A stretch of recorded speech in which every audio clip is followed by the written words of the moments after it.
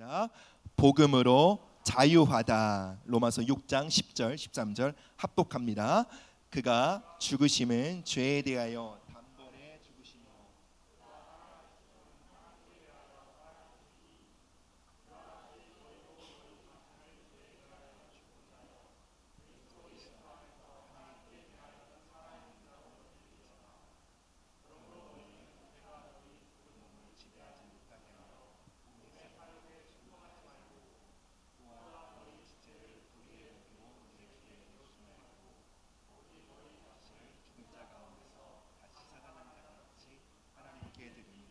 너희 지체를 의의 무기로 하나님께. 아멘. 당신은 누구십니까? 라는 질문을 받게 되면 여러분 어떻게 대답하시겠습니까? 아마 대부분의 사람들은 이름과 나이 또는 직업 정도를 설명하지 않을까 싶습니다. 그런데 이 질문은 간략한 자기소개를 요구하는 것이 아니라요, 당신이 자기 자신을 어떠한 존재로 바라보고 인식하고 있는지를 묻는 질문입니다.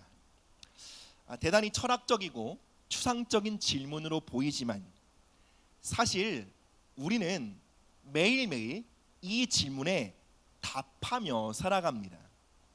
어떻게 답합니까?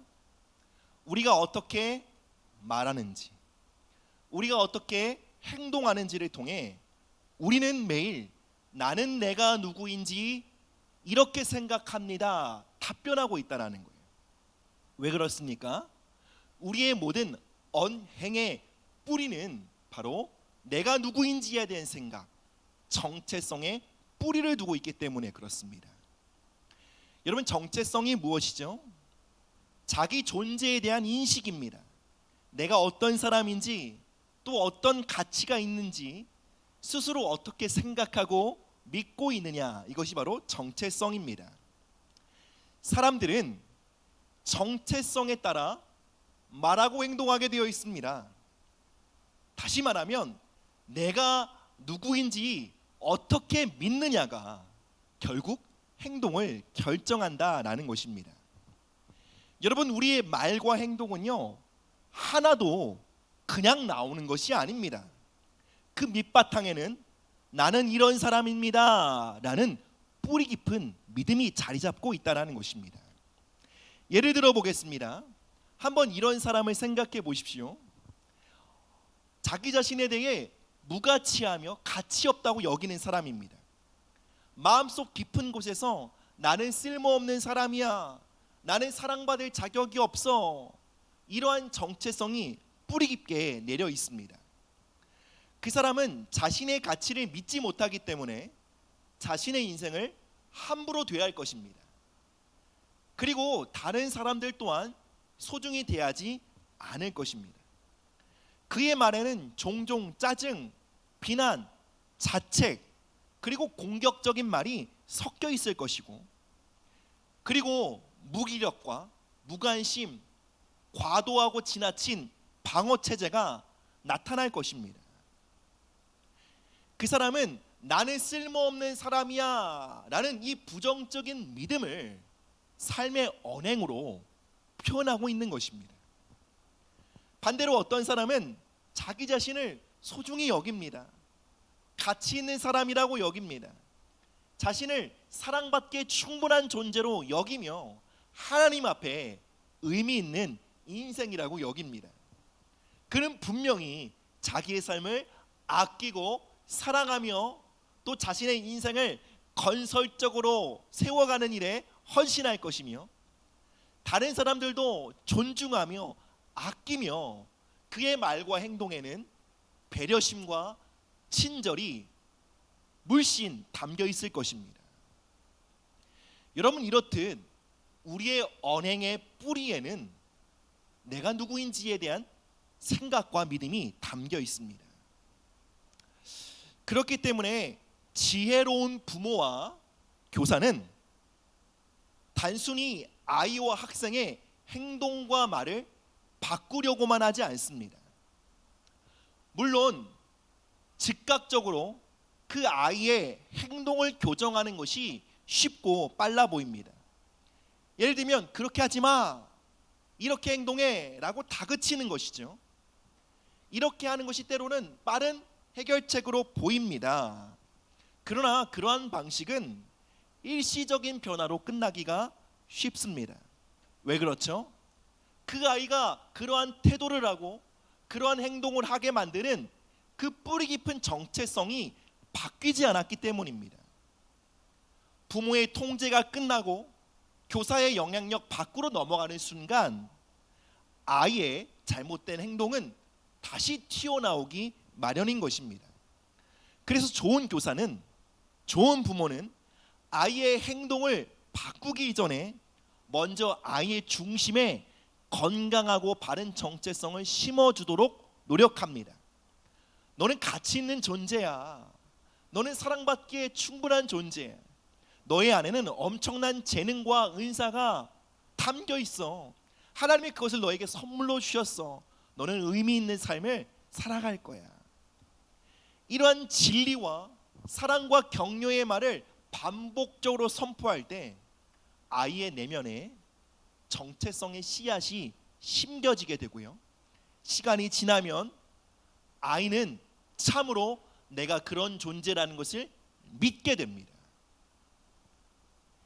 이러한 방식의 훈육과 가르침은 쉽지는 않습니다. 시간이 오래 걸립니다. 많은 사랑과 인내가 필요한 것이 사실입니다.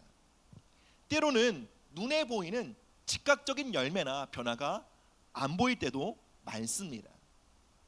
그러나 이러한 방식의 훈육과 선포를 통해 아이 안에 거룩한 정체성이 자리 잡게 되면 그때부터 아이의 삶에 지속적이고 또한 자발적인 변화된 모습이 나타나게 된다는 것입니다. 그리고 바로 이러한 것이 복음이 우리에게 하는 일과 매우 유사합니다. 복음은 이렇게 선포합니다. 내가 생각하는 내가 진짜 너의 모습이 아니다. 이제 복음 안에서 너희가 누구인지 다시 생각해라. 그리스도 안에서 너희가 어떠한 존재가 되었는지, 너희가 어떠한 지위를 얻게 되었는지, 그리스도 안에 있는 너희를 하나님이 어떻게 바라보시는지 다시 생각해라. 복음은 이것을 끊임없이 우리에게 가르칩니다. 우리 첫 번째 대지 말씀 한번 읽어보도록 하겠습니다. 시작. 복음은 우리의 정체성을 새롭게 합니다. 로마서 6장 11절 말씀입니다. 시작. 이와 같이 너희도 너희 자신을 죄에 대하여는 죽은 자요 그리스도 예수 안에서 하나님께 대하여는 살아있는 자로 여길지어다. 아멘. 아멘. 여기서 여길지어다라고 번역된 헬라어 로기조마이는 단순히 마음을 먹어라, 아니면 긍정적으로 사고해라, 아닌데 그렇게 여겨라는 뜻이 아닙니다. 실제로 이 단어는 회계할 때의 용어입니다. 그러니까 정확히 계산하고 결과값을 도출할 때 쓰는 용어입니다. 정확히 따지고 계산하고 객관적인 사실에 기초하여 정확한 결론을 붙들라라는 권면입니다. 다시 말하면 하나님께서 우리의 삶을 위해 이루신 그 객관적인 사실과 진리를 토대로 어떤 결론을 도출해내라 라는 뜻입니다. 하나님은 우리의 잘못된 태도나 행동을 개선시키기 위해 야 그만 좀 해 라고 다그치지 않으십니다. 물론 성경에 우리의 행동의 변화를 요구하는 것들이 있지요. 오늘 본문에서도 분명히 너희의 몸을 죄에게 내주지 말고 하나님께 드리라고 명령합니다. 그러나 성경은 우리에게 변화된 삶을 요구하기 전에 이 순서를 명확히 합니다. 어떠한 순서죠? 첫째, 우리의 달라진 정체성을 먼저 선포합니다. 그리고 둘째로 그 정체성에 합당한 삶을 살도록 요구합니다. 예를 들어 고린도서 5장 17절에서 이렇게 선언합니다. 너희는 그리스도 안에서 새로운 피조물이다. 에베소서 5장 8절 너희가 전에는 어둠이었으나 이제는 빛이다. 베드로전서 2장 9절 말씀 너희는 왕 같은 제사장이다. 우리가 그리스도 안에서 어떠한 존재인지를 분명히 밝히고 이어서 그 정체성에 합당한 삶을 살라고 요구하는 것이 성경의 방식인 것입니다. 예수님의 십자가와 부활은 우리에게 새로운 정체성을 부여합니다. 이것이 바로 복음의 능력입니다. 복음을 선언합니다. 나는 죄에 대하여는 죽었고 하나님께 대하여 살아있는 자다. 여러분, 이 말씀은 상상이나 허구가 아닙니다. 이것은 명확히 사실입니다. 실제적으로 십자가에서 나는 죽었습니다. 더 이상 나는 죄의 종이 아닙니다. 더 이상 나는 사망의 권세 아래 있지 않습니다. 나는 예수 그리스도의 부활 생명으로 다시 태어난 존재입니다. 이것이 바로 진짜 나입니다. 그럼에도 우리는 종종 우리의 과거의 경험 또는 실패, 여전히 우리의 삶에 남아있는 그 죄의 흔적을 따라 내가 누구인지를 규정하려 합니다. 내가 이런 일을 했기 때문에 나는 이런 사람이야. 난 과거에 사람에게 거짓말을 했으니 나는 부정직한 사람이야. 난 늘 결단을 해보지만 똑같은 실수를 반복하니 나는 구제불능이고 나는 절대 바뀔 수 없는 사람이야. 나는 이러한 중독에 빠져있고 헤어나오지 못하고 있으니 나는 정욕적인 사람이야. 이처럼 우리는 과거의 실패, 죄의 흔적, 우리의 연약함을 모아놓고 그것에 기초하여 우리 자신을 이러한 존재라고 규정합니다. 그런데 복음이 우리에게 하는 일이 무엇입니까? 우리 스스로 붙들고 있는, 집착하고 있는, 믿고 있는 그 그릇된 정체성을 깨트리는 것입니다. 복음은 외칩니다. 그러한 너는 십자가에서 죽었다. 죄 가운데 있는 너, 연약함 가운데 있는 너, 실패 가운데 있는 너, 두려움 가운데 있는 너, 정욕 가운데 있는 너는 십자가에서 이미 죽었다. 그리고 동시에 선포합니다. 너는 그리스도 예수 안에서 새롭게 태어났다. 여러분, 복음이 우리에게 주는 자유와 능력이 무엇입니까? 더 이상 우리의 과거의 죄가 우리를 규정할 수 없다는 것입니다. 더 이상 우리의 연약함이 내가 어떠한 사람인지 말할 수 없다는 것입니다. 오직 복음이, 하나님만이 내가 누구인지를 선포할 수 있다. 이것이 복음의 선포입니다. 사랑 여러분, 여러분이 과거에 어떠한 경험을 갖고 있든, 여러분이 지금 어떠한 죄와 씨름하고 있든, 하나님은 내가 누구인지에 대해 말씀하실 수 있는 가장 큰 권위를 갖고 계신 분이십니다. 그리고 오늘 나의 삶에 내가 누구인지를 말씀하시는 그 하나님의 권위에 순복하지 않고서는 우리는 결코 하나님이 기뻐하시는 삶으로 한 발자국도 나아갈 수 없는 것입니다. 사랑 여러분, 왜 우리의 삶의 변화가 미미할까요? 예수님을 믿고 신앙생활한 지 수십 년이 되었는데 왜 우리의 삶에는 달라진 것이 그렇게 찾아보기 어려울까요?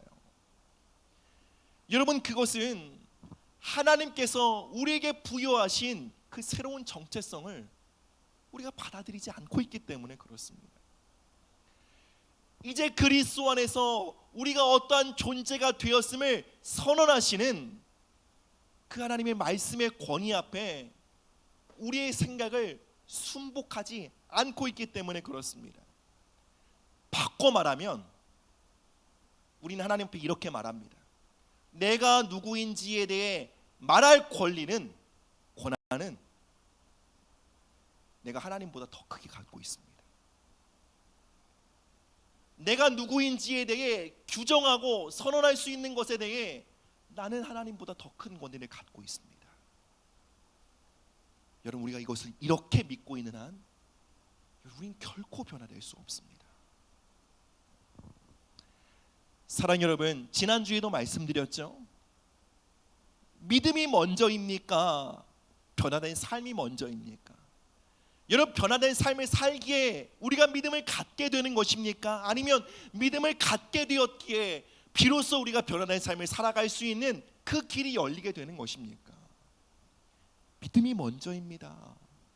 복음이 선언하는 그 새로운 정체성을 믿기까지 우리는 그 정체성에 합당한 삶을 살아갈 수 없는 것입니다. 따라서 우리의 삶의 태도를 바꾸기 이전에 우리가 먼저 치러야 할 영적 전쟁은 이것입니다. 바로 여길지어다의 전쟁입니다.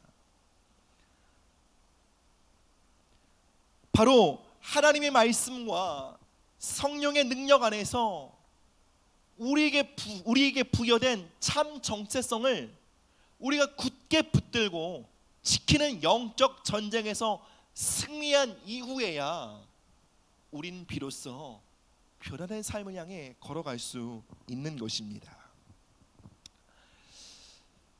우리가 잘 아는 정글북이라는 소설이 있습니다. 우리 어른들은 다 아실 것 같은데 우리 주일학교 학생들이나 우리 자녀분들은 모를 수도 있을 것 같아요. 이게 무려 1894년에 나온 소설입니다. 영국 작가에 의해서 나온 소설입니다. 그리고 어렸을 적에는 이것이 애니메이션, 만화로도 상영이 되었죠. 어떤 내용입니까? 늑대에게 키워진 주인공 모글리의 이야기입니다. 그는 늑대에게 자라납니다. 그러나 결국 인간 사회로 돌아가는 그 과정을 겪게 됩니다. 그 소설 속에서 주인공 모글리는 자신이 늑대인지 아니면 사람인지 이 정체성의 혼돈을 오가면서 그리고 끝내 인간의 삶으로 돌아갈 수 있는 그 여지를 그려내는 것으로 소설은 마치게 됩니다. 그런데 실제 역사 속에 이와 비슷한 사건이 일어났습니다. 정글북이 출간된 지 약 26년 뒤인 1920년 인도에서 늑대가 키웠던 2명의 아이가 발견됩니다. 그 아이의 이름을 카마라와 아마라로 짓게 됩니다. 그 아이들은 인간의 몸을 입고 있지만 그 생활 패턴은 늑대와 같았습니다. 네 발로 기어다니고 날고기를 입으로 뜯으며 옷을 입혀주면 그 옷을 찢어버렸습니다. 사람의 언어 대신 이상한 울음소리를 내고 빛을 싫어하고 어둠 속으로 숨어들었습니다. 그리고 고기 냄새에 매우 민감하게 반응하고 사람을 두려워하며 가까이 오면 거칠게 사납게 반항했습니다. 그들을 발견한 교육자들과 한 목사 부부는 두 아이를 사람답게 키워보려고 최선을 다했습니다. 그러나 안타깝게도 그들은 인간의 삶을 누리지 못하고 단명하고 말았습니다. 자신이 사람이라는 사실, 자신이 사람으로 태어났다는 그 진리를 믿지 않는 그들에게 사람의 행동을 가르치는 것은 엄청난 스트레스였던 것입니다. 즉 나는 늑대라고 믿고 있는데 늑대에게 인간으로서 살기를 요구하는 것이 그들에게 엄청난 스트레스와 중압감이었던 것입니다.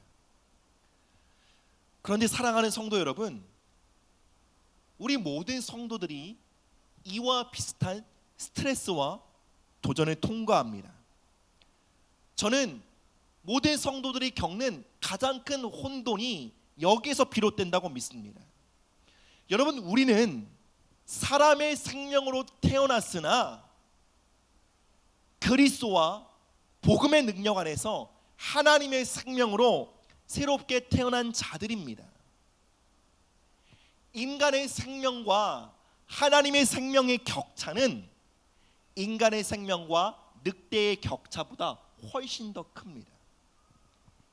이 격차는 그 격차를 메꾸며 이해하고 소화하며 살아가야 할 우리 모든 크리스찬들에게 굉장히 큰 고통과 스트레스가 된다라는 것입니다. 우리가 그리스도 예수 안에서 새롭게 되었다는 사실은 여러분 점진적으로 일어나는 사건이 아니라 그리스도 예수 안에서 영적인 세계 안에서 단번에 일어난 사건입니다. 그러나 이 영적인 차원에서 일어난 이 실제적인 사건을요, 우리가 이해하고 우리가 습득하고 그것을 소화해서 그 진리의 기초에 우리의 하루하루를 살아가는 그 여정에는 대단한 진통이 통과합니다. 우리는 우리 자신을 여전히 늑대로 바라봅니다. 우리는 우리 자신이 늑대라고 생각합니다. 우리는 우리 자신에 대한 인식이 복음이 말하는 바와 정렬되어 있지 않습니다. 그렇기 때문에 신앙생활이 자유가 아니라 억압처럼 느껴지는, 하나님의 말씀을 따르는 것이 부담이 되고 오히려 자유가 아니라고 여겨지는 것입니다. 여러분, 우리가 가져야 될 믿음이 무엇입니까? 복음이 말하는 바에 나의 감각과 나의 생각을 순복시키는 거예요. 나는 여전히 내가 초라해 보여요. 나는 여전히 내가 부족해 보여요. 나는 여전히 내가 정욕적이고 교만한 사람인 것처럼 보여져요. 그것이 나의 감각이고 나의 인지고 나의 생각입니다. 그러나 믿음은 무엇이죠? 나의 생각과 나의 감정과 나의 느낌을 복음의 권위 앞에 굴복시키는 거예요. 그렇게 되기까지 복음을 묵상하고 복음을 선포하고 복음을 노래하고 복음을 찬양하는 것입니다. 마침내 우리의 생각과 우리의 감각이요, 복음이 말하는 바와 일치되기까지 그 믿음의 걸음을 걸어가야 하는 것입니다. 여러분, 카마라와 아마라는 분명히 인간의 생명을 가진 존재였으나 그들이 자기 스스로를 나는 늑대야, 난 늑대로 태어났어 라고 믿기 시작하자 그들 안에 있는 인간의 생명은 제약되었고 그들 안에 있는 인간의 그 잠재력들은 시들어버리고 말았습니다. 마찬가지입니다. 우리가 하나님의 생명으로 거듭난 거룩한 새로운 피조물일진데 우리가 여전히 과거의 실패가 규정하는 나, 죄의 얼룩들이 규정하는 나, 세상의 기준이 말하는 나를 그것이 나라고 믿고 있다면 여러분, 우리 안에 들어온 그리스도의 생명은 시들어 버립니다. 우리 안에 들어와 있는 하나님의 생명의 잠재력은 우리의 일생 가운데 제약되게 되는 것입니다. 사랑하는 여러분, 우리가 신앙생활을 수십 년 할지라도요, 복음이 말하는 바와 내가 생각하는 나의 인식을 일치시키지 않으면 여러분, 우리의 예배는 굉장히 피곤합니다. 여러분, 우리의 기도는 대단히 번잡스럽습니다. 여러분, 우리의 신앙생활은 무의미할 뿐만 아니라 사실은 짐이고 부담입니다. 여러분, 그렇기에 우리에게 복음이 필요합니다. 복음이 말하는 바와 나의 자기 인식을 일치시켜야 합니다. 그럴 때 비로소 우리의 기도가 살아나고 우리의 예배가 회복되며 우리의 신앙 생활이 하나님의 생명으로 충만해지게 되는 것입니다. 함께 고린도후서 10장 4절에서 5절 말씀 읽어보시겠습니다. 시작. 우리의 싸우는 무기는 육신에 속한 것이 아니요 오직 어떠한 견고한 진도 무너뜨리는 하나님의 능력이라. 모든 이론을 무너뜨리며 하나님을 아는 것을 대적하여 높아진 것을 다 무너뜨리고 모든 생각을 사로잡아 그리스도에게 복종하게 하니. 아멘. 사랑하는 여러분, 우리의 진짜 싸움은 여기 있습니다. 우리의 생각을 그리스도 앞에 복종시키는 싸움입니다. 나 자신에 대한 인식, 과거의 죄책감, 실패로 해서 비롯된 자기 판단, 나는 원래 이런 사람이야 라는 그 고정된 그 틀들을 그리스도 앞에 굴복시키는 것, 이것이 바로 우리가 치러야 할 영적 전쟁인 것입니다. 그리고 이 싸움은 그저 긍정적인 사고나 아니면 심리학적인 자기 암시로 이길 수가 없는 것입니다. 바울은 선언합니다. 우리의 무기는 육신에 속한 것이 아니요 견고한 진을 무너뜨리는 하나님의 능력이라. 여러분, 하나님의 능력이 무엇입니까? 바울은 로마서 1장 16절에서 이렇게 말합니다. 복음은 모든 믿는 자에게 구원해 주시는 하나님의 능력이라. 바로 복음이 우리의 능력입니다. 하나님의 능력인 것입니다. 바로 복음이 우리의 높아진 생각을 깨트리는 하나님의 권능인 것입니다. 바로 복음이 우리 안에 그릇된 자기 인식을 깨트리는 영적 무기인 것입니다. 우리가 그리스도의 복음을 묵상하고요, 그 복음을 우리의 삶을 향해 선포하고 계속해서 그 복음을 우리의 마음에 새길 때요, 우리의 심령에 새겨진 복음에 성령이 기름을 부으시고요, 우리의 생각과 우리의 마음에 새겨진 하나님의 말씀에 성령이 불을 붙이십니다. 여러분, 그럴 때 비로소 견고한 진이 아작이 납니다. 난 이런 사람이야. 난 이렇게 살아갈 수밖에 없어. 난 이기적인 사람이야. 난 원래 게을러. 난 태생적으로 이런 사람이야 라는, 여러분, 그 견고한 진이요, 3살 버릇 80까지 간다고 하죠. 이 견고한 진이 자리 잡으면 평생 그렇게 살아가거든요. 그래서 이런 말이 나와요. 사람 절대 안 바뀐다고요. 너무 견고한 거예요. 행동이 안 바뀐다는 것이 아니라 우리의 자기인식이 그토록 안 바뀐다는 거예요. 이 자기인식이 무엇으로 깨어진다고요? 하나님의 능력, 성령의 기름과 불이 붙은 복음이 우리 안에 타오르기 시작할 때 왜곡된 정체성이 무너지는 거예요. 여러분, 그때 비로소 우리는요, 온 중심으로 믿게 돼요. 나는 죄에 대하여 죽은 자요 하나님에 대하여 살아있는 자다. 여러분, 이것을요 어떻게 해요? 우리의 온 세포로 믿게 돼요. 내가 이 진리 앞에 내 감정이 따라오고요, 이 선포 앞에 나의 몸이 반응하고요, 나의 온 감각이 하나님의 말씀에 순복하여 걸어 들어가게 되는 것입니다.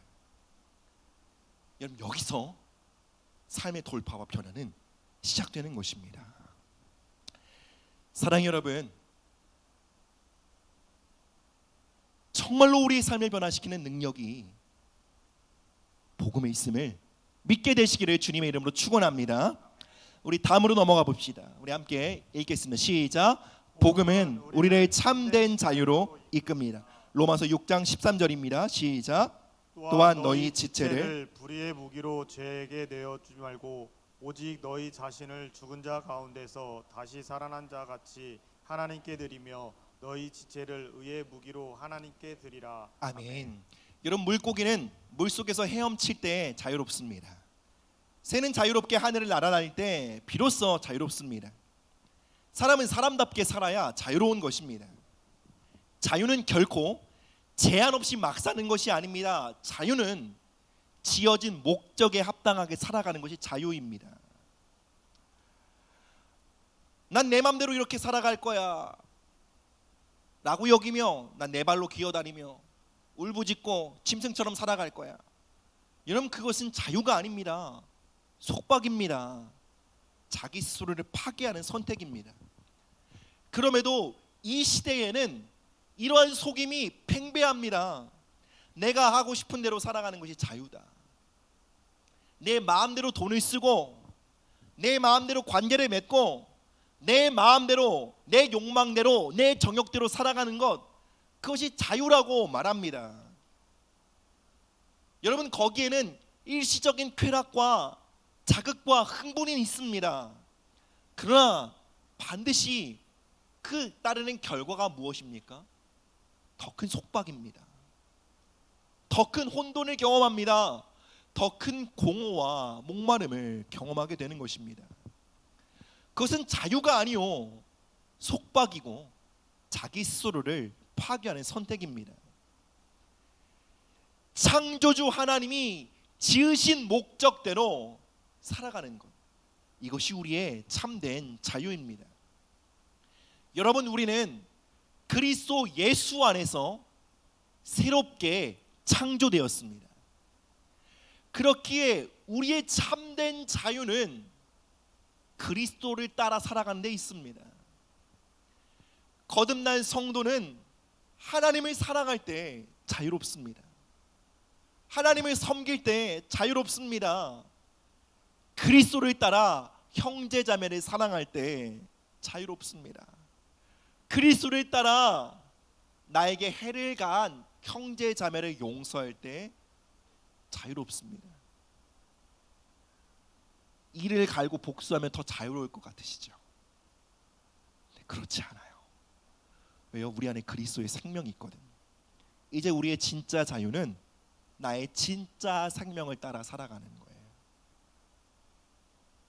내가 그리스도 안에서 거듭나기 전에는 복수가 통쾌하고 용서하지 않는 삶이 더 만족을 줄지 모르나, 이제 우리의 참 생명은 예수 그리스도의 생명이 되었으니 이제 내 안에 계신 예수님이 기뻐할 때 우리는 비로소 우리도 기뻐할 수 있는 것입니다. 로마서는 말합니다. 너희 자신을 불의의 무기로 죄에 내주지 말고 의의 무기로 하나님께 드리라라는 것입니다. 이제 우리 앞에 두 가지 선택이 있습니다. 예수 그리스도 안에서 자유케 되었으나 하나님의 생명을 소유했으나 옛날의 정체성을, 과거의 정체성을 붙들고 여전히 포로된 삶을 살아가는, 불의의 무기로 죄에 내어주는, 그럴 새로운 선택지가 우리에게 열렸습니다. 복음이 말하는 참된 정체성, 의의 무기라는 정체성을 믿고 이제 하나님께 헌신하는 삶을 살아가는 것입니다.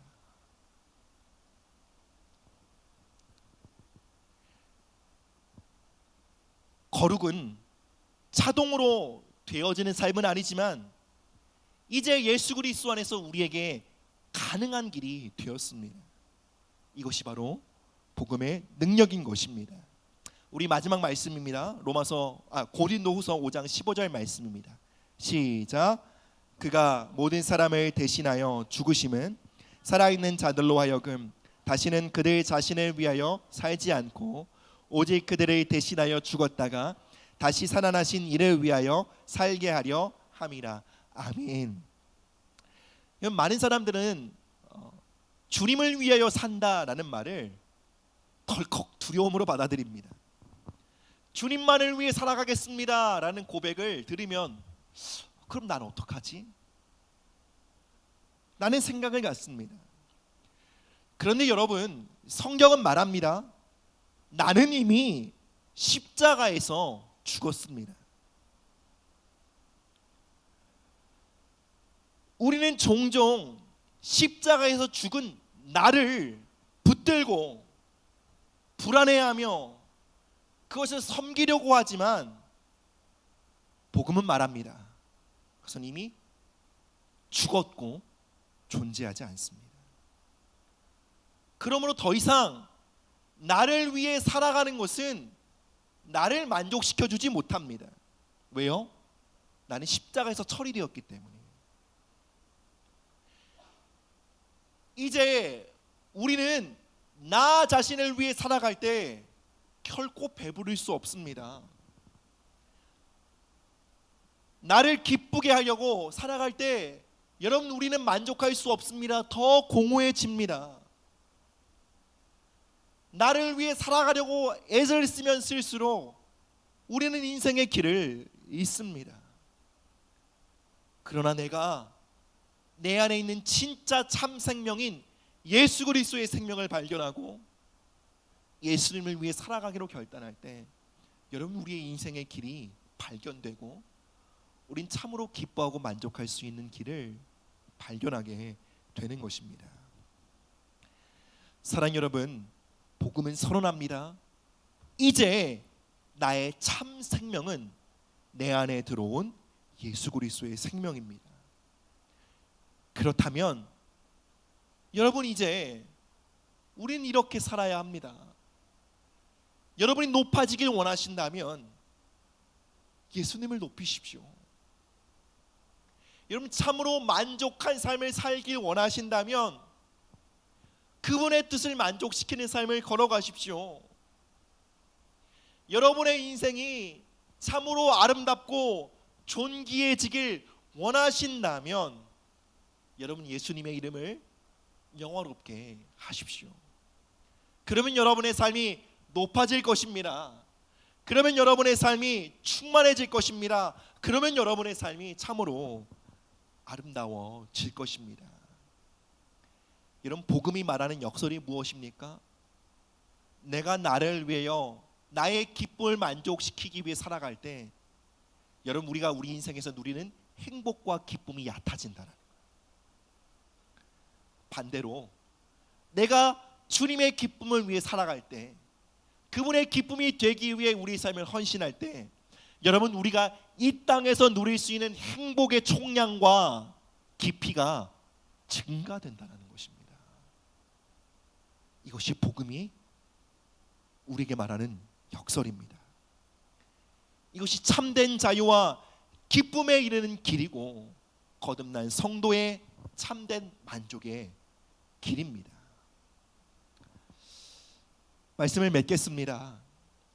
하나님은 우리의 행동을 바꾸시기 전에 먼저 우리의 정체성을 수정하십니다. 여러분 우리의 진짜 싸움은 이제 이 잘못된 행동을 끊는 결단에 있지 않습니다. 내가 누구인지에 대한 자기 인식을 그리스도와 복음 앞에 굴복시키는 싸움에 있습니다. 여러분 우리의 참된 자유는 경제적 자유가 아닙니다. 세상은 말합니다. 마음껏 노후를 보낼 수 있는 경제적인 그 잠재력이 확보되면 나의 인생은 자유로울 것이다 라고 말합니다. 여러분 우리의 인생은 경제적 자유가 보장해 주지 않습니다. 우리의 자유는 내 맘대로 살아갈 수 있는 삶이 아닙니다. 여러분 우리의 참된 자유는 그분을 위해 사는 삶입니다. 주님의 기쁨이 되기 위해 살아갈 때 비로소 우리는 참된 자유와 만족을 누리게 되는 것입니다. 여러분 저는 모태신앙이었습니다. 아주 어린 시절부터 복음을 듣고 성경의 진리를 배워왔습니다. 저는 중학교 1학년 때 말씀과 성령의 능력으로 거듭났습니다. 저는 젊은 시절부터 하나님을 위해 살겠다고 헌신했습니다. 그러나 제가 하나님께 헌신한 이후에도 저는 반복적으로 죄에 넘어지고 실패했습니다. 저는 그 이유를 알지 못했습니다. 내가 하나님의 뜻대로 살기 원하고 다짐도 하고 기도도 하고 결단도 해보고 금식도 해보나 달라지지 않는 나의 삶에 의문을 갖고 좌절했습니다. 그리고 오랜 시간이 지나서야 깨달았습니다.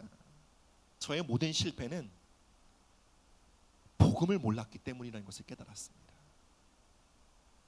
제가 그 겸손의 자리에 서기까지 여러분 저는 한 톨도 하나님의 뜻 가운데 나아갈 수 없었습니다. 저의 노력, 애씀, 결단, 후회, 자책으로 저의 삶은 변화되지 않았습니다. 저의 삶이 변화되는 그 순간은 복음이 말하는 진짜 나의 참 정체성을 내가 받아들이기로 결단한 그 순간부터였습니다. 사랑하는 여러분, 이제는 제가 중심으로 조금 더 알 것 같습니다. 복음이 정말 저의 삶을 바꾸는 하나님의 능력인 것을. 그리고 오늘을 살아가는 저의 삶에 가장 그리고 절박하게 필요한 것이 복음이라는 것을 저는 깨닫습니다. 사랑하는 여러분, 복음 밖에서 우리의 삶을 변화시키려는, 우리의 삶을 개선시키려는 모든 시도는 헛됩니다. 헛될 뿐입니다. 저처럼 시간 낭비하지 않으시기를 바랍니다. 복음은 예수님 영접할 때 한 번 듣고 끝낼 메시지가 아닙니다. 날마다 다시 듣고 붙들고 새롭게 믿어야 할 진리입니다. 왜냐하면 복음이 우리 삶을 변화시키는 하나님의 능력이기 때문에 그렇습니다. 우리 함께 자리에 일어서시겠습니다. 우리 일어서서 오늘 하나님의 말씀으로 우리 함께 선포하며 나아갈 텐데요. 한번 그 메시지를 한번 띄워주시겠어요? 네. 여러분, 이 시간 자리에 일어나는 것은요, 예배의 순서가 아니에요. 여러분, 우리가 함께 자리에 일어난다는 것은요, 나의 삶을 말씀 위에 세운다는 적극적인 믿음의 표현이에요. 이 시간 이 믿음의 선언을 우리가 함께 걸어나갈 때 하나님 이 선언대로 우리가 한 주를 살아갈 것을 선포합니다. 오늘 우리가 들은 이 말씀 위에 이 한 주를 세우겠습니다. 이 결단과 함께 우리 함께 선포하며 나가도록 하겠습니다. 함께 선포합니다. 정체성의 선언 시작. 나는 하나님의 말씀대로 그리스도 안에서 새 사람입니다. 옛사람은 이미 십자가에서 죽었습니다. 나는 그리스도의 부활 생명에 연합된 자입니다. 실패와 죄의 흔적은 더 이상 나를 규정하지 못합니다. 세상의 기준과 왜곡된 정체성은 무너졌습니다. 나는 하나님의 말씀 안에서 참된 정체성으로 삽니다. 아멘. 이어서요, 우리 삶에 주어진 복음이 말하는 자유를 선포하겠습니다. 함께 선포합니다. 자유의 선언 시작. 내 안에 예수님의 생명이 있습니다. 하나님을 사랑하고 높이는 것이 나의 자유요 기쁨입니다. 나는 예수님처럼 형제자매를 사랑합니다. 나는 예수님처럼 용서하고 섬깁니다. 나는 나의 삶을 의의 무기로 하나님께 드립니다. 이것이 그리스도 안에서 새롭게 지음받은 나의 삶의 목적입니다. 아멘, 아멘. 사랑하는 여러분, 복음으로 돌아갑시다. 복음이 주는 거룩한 정체성, 참된 자유를 누리고 새로운 한 주를 살아내시길 축복합니다. 우리 함께 찬양으로 선포하며 나가도록 하겠습니다. 여러분, 이 시간 복음을 떠나 우리 삶을 개선시키려고 했던 모든 헛된 수고에 대해 회개하십시다. 하나님, 복음으로 돌이킵니다. 이제 복음이 말하는 나를 믿겠습니다. 실패와 죄의 흔적과 세상의 기준이 말하는 그 잘못된 정체성을 이 시간 그리스도와 복음 앞에 굴복시킵니다. 이 시간 우리에게 참된 정체성을 회복시켜 주시옵소서. 우리 함께 기도하며 나아가도록 하겠습니다. 사랑이 많으신 주님 감사합니다. 이 시간 복음 밖에서 우리의 의지와 결단으로 우리의 삶을 개선시키려고 했던 우리의 헛된 수고를 주님 앞에 회개합니다. 다시 복음 앞에 섭니다. 하나님, 복음의 진리 위에 섭니다. 복음의 말씀을 묵상하고 나의 삶을 향해 선포하고 그 복음의 진리로 우리의 모든 생각을 사로잡습니다. 주님, 우리의 모든 생각과 감각과 우리의 모든 판단을 그리스도와 복음 앞에 굴복시킵니다. 아버지, 죄와 세상의 기준으로 말미암는 그릇된 정체성들을 예수님의 보혈로 씻어주시고, 하나님, 우리 모든 성도들이 그리스도 안에서 참된 정체성을 붙잡을 수 있도록 은혜를 더하여 주시옵소서. 예, 주님 감사합니다. 우리 한 가지만 더 기도합시다. 여러분, 이제 우리의 참된 자유는 예수님을 높이는 것입니다. 우리의 진짜 자유와 충만은 예수님을 사랑하는 것입니다. 예수님을 따라 형제자매를 사랑하고 용서하는 것이 우리의 참된 자유임을 믿습니다. 이 시간 하나님, 거룩한 정체성을 따라 우리의 삶을 의의 무기로 하나님께 드립니다. 예수님을 사랑하며 하나님을 예배하며 그리스도를 따라 살아가는 참된 자유로 우리를 인도하여 주시옵소서. 우리 한 번 더 기도합니다. 살아계신 주님 감사합니다. 이 시간 복음이 말하는 참된 자유로 우리를 인도하여 주시기를 기도합니다. 내가 나를 위하여 살아갈 때 주님, 우리는 인생의 길을 잃습니다. 공허해질 뿐입니다. 더 큰 불만족에 사로잡힐 뿐입니다. 주님, 이제 내 안에 예수 그리스도의 생명이 진짜 나임을 믿기에 이제 그리스도를 따라 그리스도를 높이며 그리스도의 말씀에 순종하는 것이 우리의 참된 자유임을 선포합니다. 주님, 이 놀라운 자유의 삶으로 우리 모든 성도들을 인도하여 주시기를 기도합니다. 할렐루야. 주님, 주님을 사랑하는 자유, 주님을 예배하는 자유, 주님의 뜻을 섬길 수 있는 자유, 주님의 기쁨으로 살아가는 자유, 형제 자매를 사랑하며 섬기는 자유, 용서하며 중보하며 축복하는 자유 안에 우리가 살아갈 수 있도록 주님 은혜를 더하여 주시옵소서. 주님 감사합니다. 사랑이 많으신 주님 감사합니다. 이 시간 복음이 우리에게 주는 참된 정체성과 참된 자유를 우리의 삶에 환영합니다. 주님, 우리가 갖고 있는 나 자신에 대한 잘못된 편견과 고정관념과 그릇된 자기인식과 왜곡된 정체성을 이 시간 그리스도와 하나님의 말씀 앞에 굴복시킵니다. 그리고 주님, 예수 그리스도 안에서 우리는 죄에 대하여 죽은 자요 하나님께 대하여 살아있는 자임을 선포합니다. 주님, 우리에게 참으로 만족할 수 있고 참으로 기뻐할 수 있고 참으로 자유할 수 있는 길을 말씀하여 주시니 감사합니다. 주님, 이제 내 안에 계신 예수님의 생명이 우리의 진짜 생명임을 고백합니다. 그 생명을 따라 하나님을 예배하고 하나님을 사랑하며 하나님을 섬기며 하나님의 뜻에 순종하며 형제자매를 사랑하며 섬기며 용서하며 연합하는 것이 우리의 참된 자유와 만족과 기쁨임을 고백하오니, 성령님, 우리를 이 놀랍고 충만한 자유의 삶으로 인도하여 주시옵소서. 감사드립니다. 이 모든 말씀 예수 그리스도의 이름으로 기도드립니다. 아멘.